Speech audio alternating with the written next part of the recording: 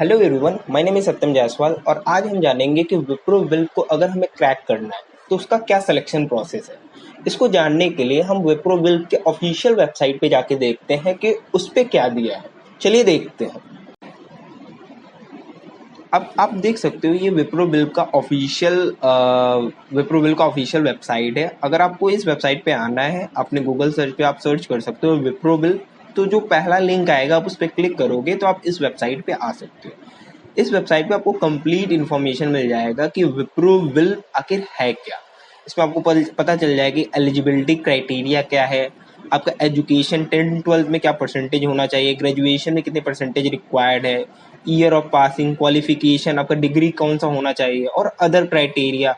Plus आपको पता चल जाएगा कि स्टाइपेंड आपको क्या मिलेगा विप्रो बिल्ब के दौरान, और जो भी इसके बॉन्ड है, एमटेक डिग्री, ये सब इन्फॉर्मेशन आपको इस पर्टिकुलर वेबसाइट पे मिल जाएंगे। और हाँ, अगर आपको खुद से ये नहीं पढ़ना है तो मैंने इससे रिलेटेड एक वीडियो बनाया है जिसपे मैंने डिटेल में डिस्कस किया है कि वर्क इंटीग्रेटेड लर्निंग प्रोग्राम आखिर है क्या। जो मैंने बात किया एलिजिबिलिटी क्राइटेरिया और अदर जो पोर्शन है उस सब के बारे में मैंने उस वीडियो में डिटेल में डिस्कस किया है। अगर आपको उसको देखना है तो उस वीडियो का लिंक मैं डिस्क्रिप्शन बॉक्स में दे दूंगा, आप उसको रेफर कर सकते हो। तो चलिए बात करते हैं कि हाँ, अगर आपको विप्रो बिल्ब को अप्लाई करना है तो ये लास्ट डेट आप देख सकते हो कि लास्ट डेट जो है वो 25 मई है। तो आप 25 मई से पहले विप्रो बिल्ब के लिए अप्लाई कर सकते हो। अब जल्दी से बात करते हैं कि सिलेक्शन प्रोसेस क्या है। तो विप्रो बिल्ब का जो सिलेक्शन प्रोसेस है, तो आप ये कुछ 4 सेक्शन है देख सकते हो कि ऑनलाइन असेसमेंट होता है जिसमें आपका एप्टीट्यूड टेस्ट और रिटन कम्युनिकेशन टेस्ट आता है। आप जब ये दोनों राउंड क्वालिफाई करते हो तो आपका एक और राउंड होता है जिसे बोलते हैं बिजनेस डिस्कशन राउंड। अब थोड़ा सा डिटेल में डिस्कस करते हैं। अब जो ऑनलाइन असेसमेंट जो एग्ज़ाम है यार, ये 80 मिनट का होता है, जिसमें एप्टीट्यूड जो टेस्ट होता है वो 60 मिनट का होता है और जो रिटन कम्युनिकेशन टेस्ट होता है वो 20 मिनट का होता है। अब एप्टीट्यूड टेस्ट में हर सेक्शन, टोटल 3 सेक्शन होते हैं, क्वांट, रीजनिंग और इंग्लिश। हर सेक्शन 20 क्वेश्चन होता है और आपको 20 मिनट मिलेगा। और जब आप एप्टीट्यूड टेस्ट क्वालिफाई करोगे तभी आपका रिटन कम्युनिकेशन टेस्ट खुलेगा। अगर रिटन कम्युनिकेशन टेस्ट आपका ओपन हो गया तो आपको समझ जाना है कि आपने एप्टीट्यूड टेस्ट को क्वालिफाई कर लिया। अगर आपका रिटन कम्युनिकेशन टेस्ट ओपन नहीं हुआ तो आप समझ लो आप डिस्क्वालीफाई हो गए। अबे साले तभी तो डिपेंड करता है आपका रिटन कम्युनिकेशन टेस्ट ओपन हुआ कि नहीं। तो रिटन कम्युनिकेशन टेस्ट में क्या होता है कि आपको 20 मिनट का एसे लिखना रहता है। आप 20 मिनट एसे लिखते हो, बस ध्यान देना कि वर्ड्स आप जो इस्तेमाल करो वो सिंपल हो और ग्रामेटिकल करेक्ट हो। अब बात करते हैं कि एप्टीट्यूड टेस्ट में मैंने बताया कि रीजनिंग आता है, क्वांट आता है और इंग्लिश आता है। अब रीजनिंग और क्वांट यार, मैं उसके टॉपिक्स दे दूंगा कि रीजनिंग और क्वांट में कौन कौन से टॉपिक आते हैं, आप उसको पढ़ सकते हो। मैं उसका एक डॉक फाइल बना दूंगा कि रीजनिंग क्वांट में क्या क्या टॉपिक है, आप उसको यूट्यूब से पढ़ सकते हो क्योंकि मैंने भी यूट्यूब का हेल्प लिया था। तो आपको यूट्यूब पे काफ़ी चैनल मिल जाएंगे जहां आप रीजनिंग क्वांट पढ़ सकते हो। और एक ज़रूरी बात, मेरा जो लास्ट 2 वीडियो था उसका जो व्यू था वो 1000+ चला गया है, उसके लिए बहुत बहुत धन्यवाद। लेकिन एक दिक्कत है यार, आप वीडियो देख तो रहे हो लेकिन सब्सक्राइब नहीं कर रहे। जो 85% लोग ने वीडियो को सब्सक्राइब नहीं किया है। अगर आपको कंटेंट अच्छा लग रहा है तो प्लीज़ चैनल को सब्सक्राइब करके जाओ, बस यही बोलना था। चलिए वीडियो में वापस आते हैं। अब आपने एप्टीट्यूड टेस्ट दे दिया, आपने रिटन कम्युनिकेशन टेस्ट दे दिया, ठीक है। अब आपको वेट करना है कम से कम 20 दिन से 1 महीने वेट करना है। थोड़ा सा प्रोसेस स्लो है, आपको वेट करना है। जो आपका अब अगला जो राउंड होगा वो बिजनेस डिस्कशन राउंड होगा। अब बिजनेस डिस्कशन राउंड क्या है? अब विप्रो बिल्ब में जो चेंजेस हुए हैं, पहले क्या होता था एचआर और टेक्निकल अलग अलग होते थे। अब बिजनेस डिस्कशन राउंड की वजह से अब एचआर और टेक्निकल राउंड आपका एक साथ होगा।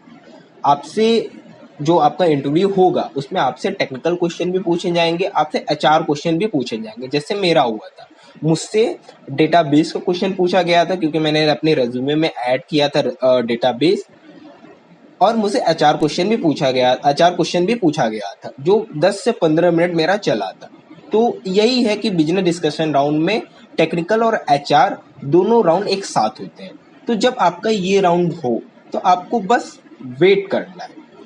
अब मेरे टाइम पे क्या होता, जब मैंने सितंबर या अक्टूबर में दिया था तो मेरा यही दो राउंड हुए थे, एक ऑनलाइन असेसमेंट हुआ था और बिजनेस डिस्कशन राउंड हुआ था। उसके बाद अब मुझे ऑफर लेटर मिल गया।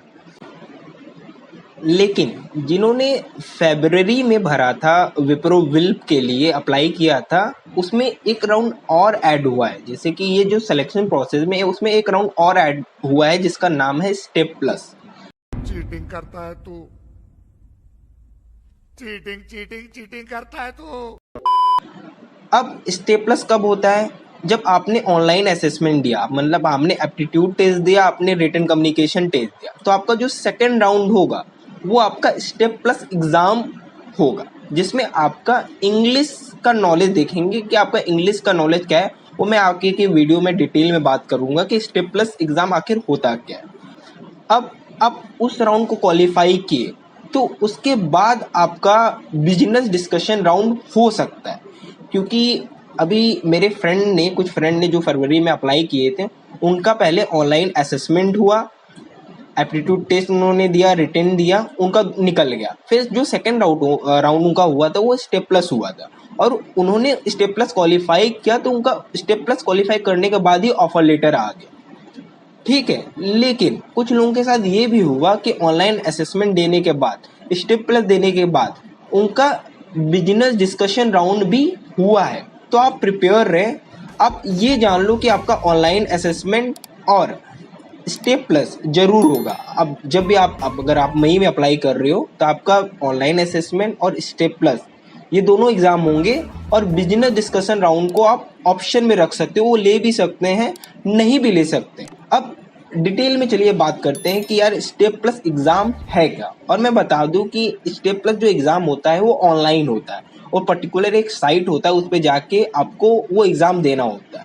तो चलिए डिटेल में बात करते हैं स्टेप प्लस एग्जाम आखिर है क्या। और हाँ, जैसे मैंने बताया कि स्टेप प्लस जो एग्ज़ाम है वो मैंने नहीं दिया था, लेकिन ज्वाइनिंग के बाद मेरा स्टेप प्लस एग्ज़ाम हुआ। तो ये स्टेप प्लस एग्ज़ाम देना कंपलसरी है। भले से मेरा उस टाइम नहीं हुआ था, मेरे पास ऑफर लेटर आ गया था, लेकिन अभी जो मेरे बैच में जितने भी मेरे दोस्त हैं जिनका सिलेक्शन नवंबर या दिसंबर में ही हो गया था, उनको भी स्टेप प्लस देना कंपलसरी है। तो हम लोग ने अभी हाल ही में स्टेप प्लस दिया था। अब चलिए बात करते हैं डिटेल में स्टेप प्लस एग्जाम आखिर है क्या। अगर ये इतना इम्पोर्टेंट है तो है क्या, चलिए डिस्कस करते हैं। चलिए अब जानते हैं कि स्टेप प्लस एग्जाम में आखिर होता क्या है। बेसिकली स्टेप प्लस एग्जाम में वो आपको देखते हैं कि आपका इंग्लिश में कितना नॉलेज है। इसमें टोटल 4 सेक्शन होते हैं, रीडिंग, लिसनिंग, ग्रामर और स्पीकिंग। टोटल 4 सेक्शन होते हैं जिससे वो चेक करते हैं कि आपका जो इंग्लिश का नॉलेज है वो कितना है।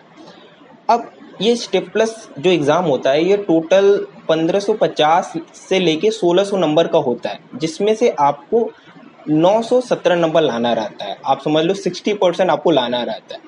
अब बात करते हैं कि यार ये डिफ़िकल्ट होता है कि नहीं। अगर सही बोले तो अगर आपका बेसिक नॉलेज क्लियर है, जैसे आपने 8 तक या 10 तक जो हमारा ग्रामर होता है, जैसे पार्ट ऑफ स्पीच हो गया या सेंटेंसेस हो गया, आपको नॉलेज है, आपने पढ़ा है सही से, तो आपको कोई प्रॉब्लम होने वाला नहीं है। जो ग्रामर वाला पोर्शन होता है उसमें बेसिकली पार्ट ऑफ स्पीच से रिलेटेड इसी टाइप का क्वेश्चन पूछ।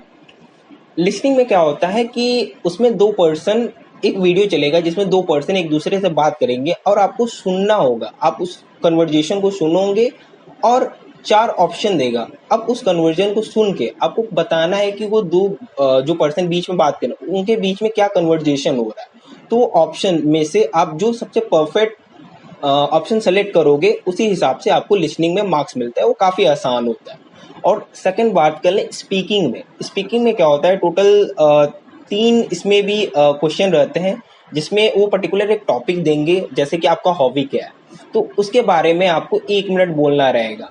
और एक और क्वेश्चन देंगे, वो रिलेटेड आपके कुछ भी हो सकता है, आपके करियर से रिलेटेड कुछ क्वेश्चन पूछ सकते हैं, तो आपको बेसिकली उसमें आपको इंग्लिश में बोलना पड़ेगा। वो आपके थॉट प्रोसेस को देखेंगे, आपके ग्रामेटिकल थिंग को देखेंगे, आप कैसे इस्तेमाल करो। स्पीकिंग में होता है। अब सेकंड बात कर ले रीडिंग पोर्शन के। रीडिंग पोर्शन में क्या होता है कि आपने हम सब ने 10th और 12th में पैसेज वाले क्वेश्चन किए हैं, तो सेम क्वेश्चन रीडिंग सेक्शन में आते हैं। 3 से 4 या 5 टोटल पैसेज होते हैं, ठीक है। सब सेक्शन का एक पर्टिकुलर टाइम ड्यूरेशन होता है। ऐसा नहीं कि चारों सेक्शन की को आपको 1 घंटे में करना है, ऐसा नहीं है। हर सेक्शन को पर्टिकुलर टाइम स्लॉट में डिवाइड किया गया है। जैसे अगर आप रीडिंग का बात करोगे तो 15 मिनट में आपको दिया शेड्यूल है, 15 मिनट में आपको करना है। कैसे हर सेक्शन को कुछ ना कुछ टाइम स्लॉट दिया गया है, तो यही है। तो अगर आपने सही से दिया तो क्लियर हो जाएगा। हमने बात की कि इसमें टोटल 4 सेक्शन होते हैं, रीडिंग, लिसनिंग, स्पीकिंग और ग्रामर। अब मैंने बोला कि आपको जो स्पीकिंग वाले पोर्शन में आपको एक टॉपिक रहेगा, आप उस पर बोलना रहता है। बोलना मीन्स कि आपको रिकॉर्ड करना रहता है कि ये जो स्टेप प्लस एग्ज़ाम होता है ये ऑनलाइन होता है। अब स्टेप प्लस एग्ज़ाम जो विप्रो विल प्ले रहा है, इसी तरीके के एग्ज़ाम मेरे एक फ्रेंड ने, जिसका उसका हाल ही में भी एसेंचर में हुआ था, उसने भी दिया था। अब उस एग्ज़ाम का नाम स्टेप प्लस तो नहीं था, लेकिन जो मैंने 4 सेक्शन आपको बताया, ये 4 सेक्शन उसके में भी थे। तो अगर आप विप्रो विल को प्रिपेयर कर रहे हो और आपने स्टेप प्लस के लिए तैयारी की, तो आप जान लो आपने सिर्फ विप्रो के लिए ही नहीं, आपने अदर एमएनसीज के लिए भी तैयारी कर ली है। तो चलिए इसी के साथ वीडियो को समाप्त करते हैं। अगर आपको चैनल की जो कंटेंट है आपको अच्छे लग रहे हैं तो आप चैनल को सब्सक्राइब कर सकते हो। इसी तरीके से मैं आगे वीडियो बनाता रहूँगा, जो भी मेरे एक्सपीरियंस है अभी तक, जैसे कि ज्वाइनिंग के बाद अभी क्या क्या हुआ, जैसे मैंने अभी पीजेपी और पीआरपी के बारे में बात देखी, तो जो आगे का वीडियो रहेगा वो इसी से रिलेटेड होगा। या आपने कोई कमेंट दे दिया, जैसे ये जो मैंने बात किया जो सिलेक्शन प्रोसेस का, तो मेरे लास्ट 3 वीडियो से ये कमेंट आ रहे थे कि सिलेक्शन प्रोसेस क्या है। वैसे मैंने आपको दिखा दिया विप्रो विल की वेबसाइट पे जाके, और मैंने बता दिया अभी कि जो स्टेप प्लस एक नया एग्जाम कंडक्ट करवाए उसमें क्या क्या है। तो आप इसी तरीके का अगर आप कंटेंट चाह रहे हो, आप कमेंट नीचे कर सकते हो। अगर आप कुछ और इन्फॉर्मेशन चाह रहा होगा विप्रो बिल से रिलेटेड, तो मैं इस पर वीडियो बना दूंगा। तो इसी के साथ वीडियो को समाप्त करते हैं। Thank you, goodbye. नए हो तो सब्सक्राइब करो, वो जो लाल वाला बटन है उसके साथ स्कैम करो या फिर महफिल जमाओ, मुझे नहीं पता, बस क्लिक हो जाना चाहिए। अब मैं भी जा रहा हूं, मुझे पार्क में स्टंट्स मारने जाना है।